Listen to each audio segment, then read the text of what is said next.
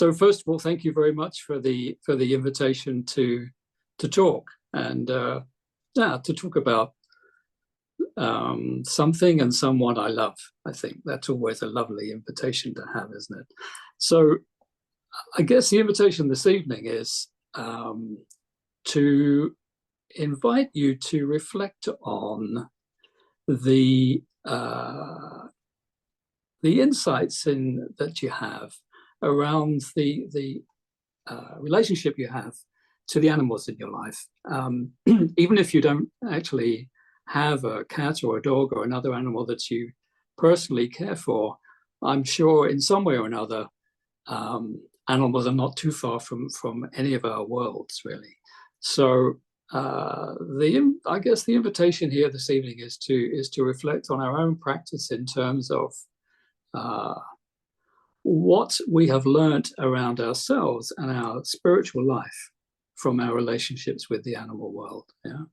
And whatever that learning is, yeah, whether that's a positive emotion or whether it's a negative emotion, whether it's joy or fear or compassion or love, whatever that insight is, whatever that learning is, let's just try and the invitation is to be present to that as you listen to me. And I think in particular, maybe what becomes possible in terms of our relationships to animals that somehow seems harder or is inhibited in our relationships with each other. Mm-hmm. So that's the invitation for tonight, okay?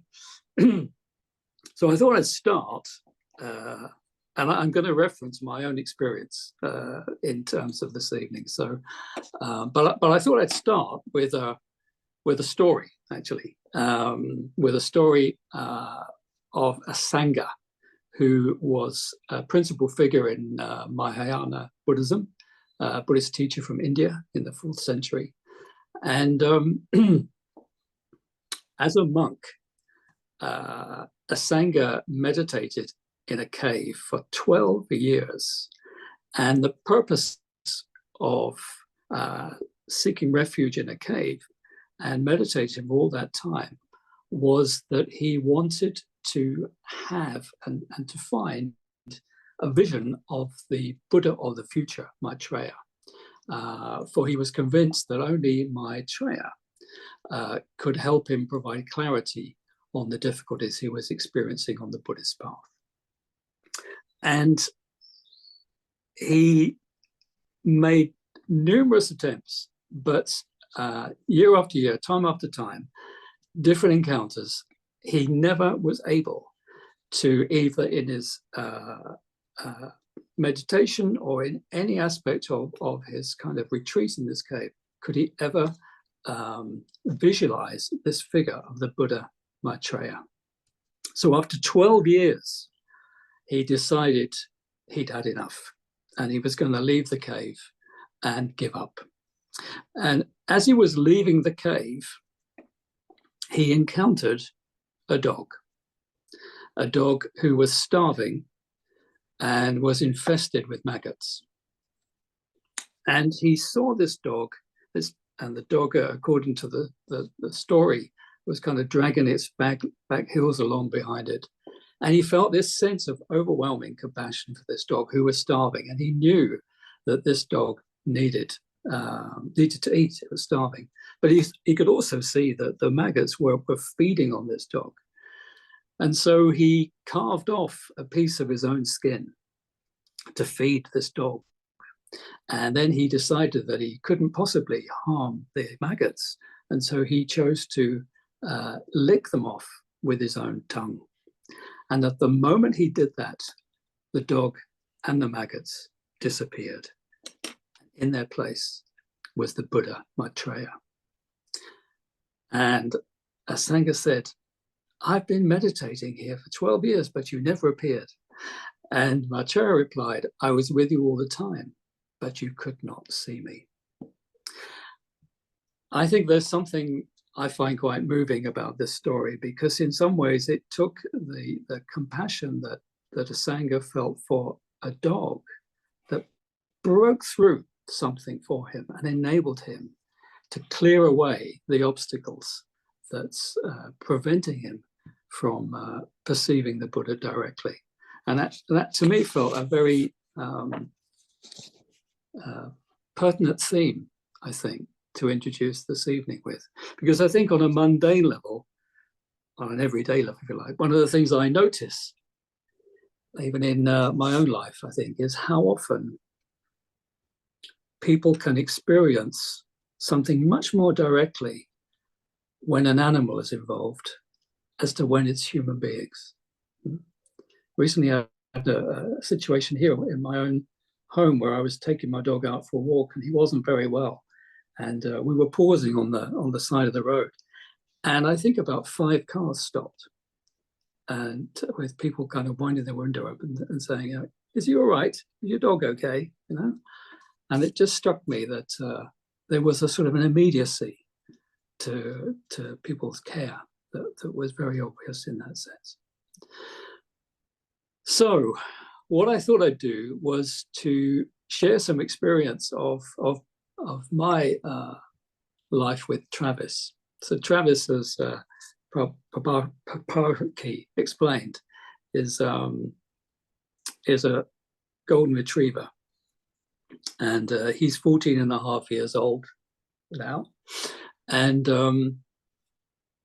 he came into my life when I was 53, and I had convinced myself that the conditions that I felt were needed to look after a dog were not going to be in place. And I'd sort of had that feeling for much of my life, really. And then at some point I thought, you know what, actually, they are in place. You do have the conditions for doing this. And so Travis came into my life, and he was 9 months old. He was a rescue.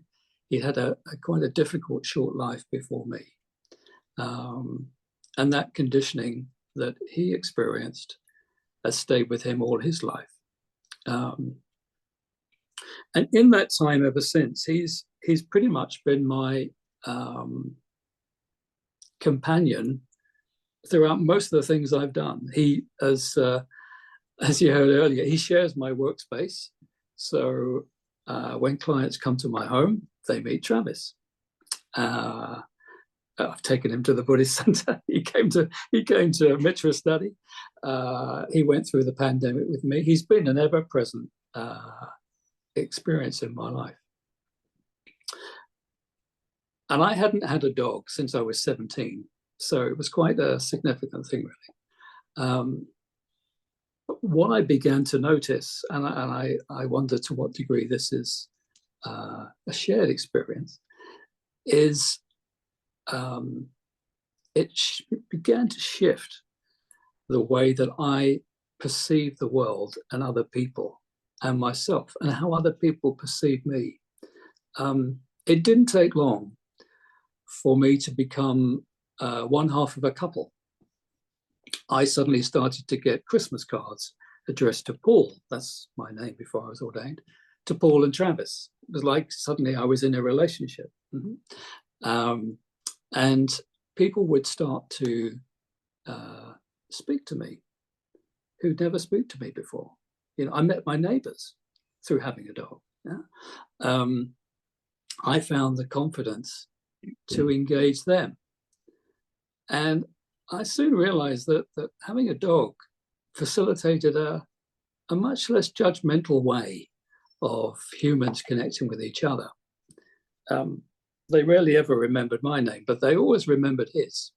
And it seemed to my observation, bring about a sort of a spontaneity and effusiveness in people's connection with Travis that I had never experienced before. You know, someone would come up to if I took Travis into a cafe or something like that, someone would come up and they would say, "Hello, gorgeous, how are you?" You know, they would never dream of talking to another human being like that who they didn't know, but they would completely let themselves go when it came to a dog.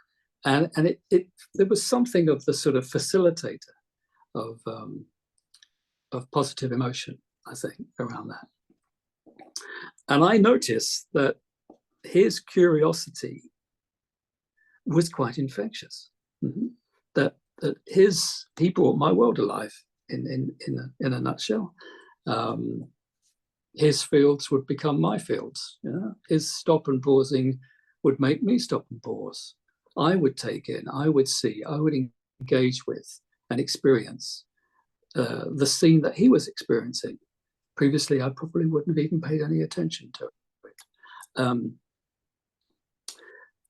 And so in a sense, the curiosity, the present sense that he had became something that started to permeate me. Some time ago, when I was at Padma Loka, I was listening to a talk that was given by an order member who's not there anymore, actually, Padma Sagara. And he was talking about how, in terms of our kind of experience, how in terms of touching things that moved us, things that were beautiful, things that were joyful, kind of helped us connect with something that was beyond our rational mind. And he talked about his love of old churches, that somehow when he allowed himself to really connect with that sense of what he found beautiful in life, it helped him to transcend something. That sort of limited view of me as a separate self, observing you or whatever as a kind of remote, separate, distinct object. That somehow whatever we experienced and found as beautiful and joyful, whether that's art or culture or music or a beautiful old church, allowed the possibility of something being lifted, like a veil being lifted, that was somehow separating us from really seeing reality. And I really resonated with that when I thought about Travis. Because when I look into the eyes of Travis, big, brown, gorgeous eyes, I see a being that simply has no ego. Mm-hmm. He just has no ego. And in an instant, I realize that I'm not being judged. I'm not being judged. And I don't know what it feels like for you to be in a situation where you feel you're not being judged. But for me, it's liberating. It's absolutely liberating to be with another being who in no way is judging you.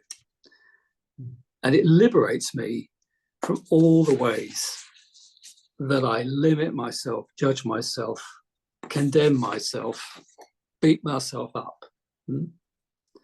I'm a gay man, and I've had plenty of practice of that in my early life. And I think in that moment of just looking into the eyes of my dog, it just allows something that I would describe as just a beautiful moment of transcendence. And in a way, that was no better illustrated when I about 18 months ago now, I had a friend come to visit me who was another order member. We'd been ordained together. Aryajnana, he's at Essex, and he'd never been here before. And he came in, he was spending the day together, and he came in and we sat down and we talked, and we had a friendly, polite conversation, and sort of talked about the things that order members talk to each other about, really. What retreats have you been on, and how's your practice going, and all that good stuff. And then Travis bowled in, and within seconds, Aryajnana, who had previously been this sort of contained, man, 70-year-old man, sitting on the sofa, was on the floor, rolling on the floor, playing with my dog. Yeah? And the two of them were just rolling around, having the time of their life. And I was just looking at this with some curiosity, really, because it's sort of this bundle of energy that was happening in front of me. They were both engaged in play. And how important is play? We have a word for it, don't we? Lila. It's a liberation of from self-importance. In that moment, Sradadasa wasn't talking to me about his practice. He was being his practice. No, he was being his practice. He simply was participating in the moment. And it was an absolute beautiful moment of connection for both of us. I think there's another story that resonates with me around this too, that I also want to share with you, which is what can become possible. Back in 2020, in the first year of the pandemic, when we could, start to move about and get out, I remember going away for a week's holiday up in Northamptonshire, and I remember going into Northampton and going for a walk around the town with Travis. And at some point, I got to the sort of one of the squares in Northampton town. And there was a woman sitting on the ground, and she was looking, she was looking like she hadn't slept for quite a while, let's just put it like that. And she looked at me as I was approaching her, and she said, "Can I cuddle your dog?" Can I cuddle your dog? And I said, yeah, of course. So Travis duly obliged. And she looked at me afterwards and said, I haven't had a cuddle for months. And I thought, what a gift that was. What a gift that was. If I hadn't been with him, I doubt that we would have even taken each other in. And if we had taken each other in, it would have been from the position of subject and object, of separation.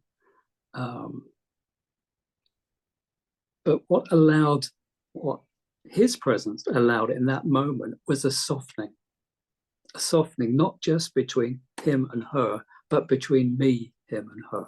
There was a softening of the heart towards that person, a sort of dissolving, if you like, of the armor that we were all wearing. I have a similar experience here in Hassocks. We have a pet shop, which kind of doubles up as a cat cafe. If you're familiar with these things, and people go in there, and this shop has about 32 cats that they own, and there's cats everywhere. But you go in there and people are sitting, talking to each other, and they're stroking the cats and they're playing with the cats. And it creates a process, a place to be of just a sense of letting go of the armor that we carry around with us for much of our lives. What I'm aware of too, though, is that Travis is a dog. He's not a human being, and I'm wary of ascribing to him a sense of human characteristics. Anthropomorphism, isn't it? That's what we call it. And I think that can be that's a form of sentimentalism that I think separates us rather than includes us. You know, I'm very aware that my lovely golden retriever can appear as a teddy bear, but he can also bare his teeth, and I have to see all of him. You know, I have to see all of it, including the bits that I don't like. You know, Travis also has a light and dark, you know, in him too. And in that sense, I think he, for me, he's the best example I have available to me of equanimity as a practice. Yeah? But I can't just love the bits of Travis I like loving and leave out the rest as if they don't exist. I have to see all of him and recognize that he too has contributed to the conditions that he can suffer from. I'm also a bit wary now, I think. I haven't been, but I think as I've thought about this topic and researched it a bit, I'm a bit wary. You can chat about this to yourself, really, but I'm a bit wary of the term pet. I mean, it's shorthand often, isn't it? We talk about our pets. You know, we have a pet shop. But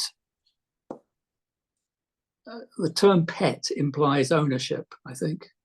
Oh, I can see it that way. As if somehow or another this animal is here to entertain me or to show off with. You know, you see people with their little dogs on their shoulders, you know, and it can feel somehow a little me-centric. You know, I can do those things too at times. I have done. But I think I try where I can not to sort of see Travis with a sort of me-centric attitude, really. I think the term pet implies all sorts of things I'm really not comfortable with, because I think that flies in the face of the Dharma. And I find the language that we can use around animals quite interesting, quite revealing sometimes. I remember having a conversation with somebody who said they didn't have a dog because they didn't want the tie. Didn't want the tie. And on one level, I can understand that, but at another level, it feels like it's a separation. You know, something to be managed as a tie, something to be managed. You know, I mean, it makes me wonder whether they speak about their partner like that, you know, yeah, or their parents. So I'll mention two other things, and then I'll bring this to a pause. One of the things that I became increasingly aware of when I was in the ordination process was that I was getting to the point where I knew, because you get a feel for these things, that sooner or later people were going to start to have quite serious conversations with me about ordination retreats. And I remember coming home one day from Padmaloka, and I said to the lady who looked after me, "Oh, how's he been?" And she said, "Oh, he's been fine, but you know, he really only just wants you." And I could feel the sort of dart that sort of went into me, and she said that. And he was about 11 at this stage, and I thought, how do I leave this being for 3 months? He's already been abandoned once in his life. And so I came to the conclusion that I couldn't. And I remember thinking, this is going to be a very difficult conversation to have with the ordination team, because how do I explain to them that I don't feel ready to accept this because of my relationship with a dog? And I think one of the real key moments of my life, I think I'd say as strongly as that, was when Padmavajra of the ordination team simply said to me, "That's okay, that's fine. When we think you're ready for ordination, leave that to us." And it was a kind of breakthrough for me personally that felt very significant, I think. I guess the biggest teaching, however, that animals give us, and Travis has certainly given it, is the teaching of impermanence. He's an old dog now. He's got arthritis, he's going deaf, and I can see him aging rapidly. And I find that quite difficult to observe. It's like an accelerated version of what I see us humans go through. It just seems to happen so much quicker with an animal somehow.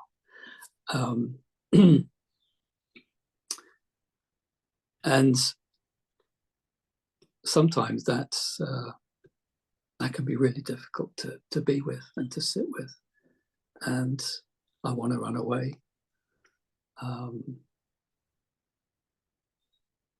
And other times I just tell myself it's not happening. And it takes real kindness, I think, to just stay with the preciousness of the time that is here right now.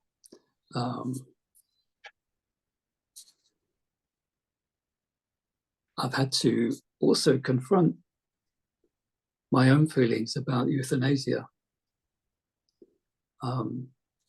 This is an area where we kind of use language to soften our experience, don't we? Put animals to sleep. We're doing a lot more than that. And there are some schools of Dharmic thought that would view euthanasia as breaking the precept of causing harm, not causing harm. Or interrupting karmic conditioning. And I think my own feeling around this right now is that I would hope, should this be necessary, that for me this can come from a place of love rather than a place of convenience. And I think I'm really all too aware, really, that this right now is precious time. It's really precious time. And one of the things I do, this may or may not, I don't know how this is sound, but anyway, I do it, is every night before I go to sleep, Travis kind of comes into my room, sits down before my bed, and I just chant a mantra in his ear. It used to be the Green Tara mantra, and Om Tare, Tu Tare, Tire Swaha. And my sense of that is, if something happens to either of us during the night, then the last words that he hears from me is a wish for his liberation. So I'm going to read this last bit because I think I better read it, really. When I see Travis, I see a shared sentience. When he barks at a snowman, he does so because he's confused as to what it is. We all bark at our own snowmen. When he chases after sticks, I also chase after sticks. The sticks in my mind, the sticks of my craving. His lessons of simply loving fully and open-heartedly are the lessons I continually need to learn. He trains me to be less self-absorbed, more open-hearted and loving. The best compliment I can pay Travis is that through having a dog in my life, I think I have become a better human being. When I see him plod along in the fields now, happy as he is, I see there is a being that's not going off searching for meaning. Life is meaning for him. It's there, right there in the present moment. He is profoundly in the present moment. And I find that such a gift.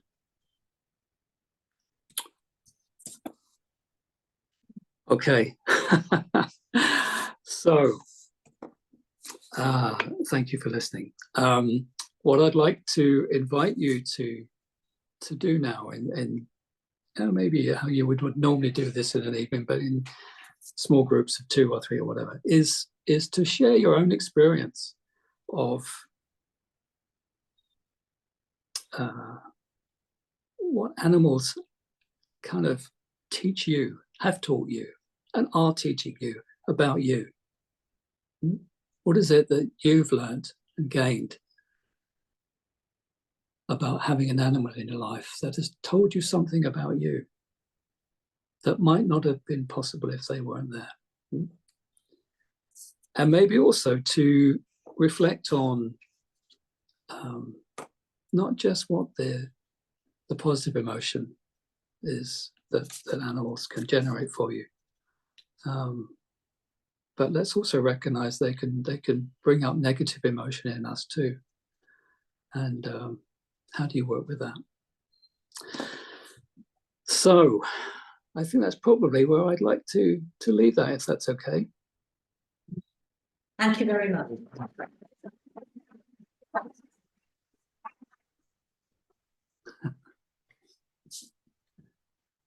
Thank you. Can we see Travis?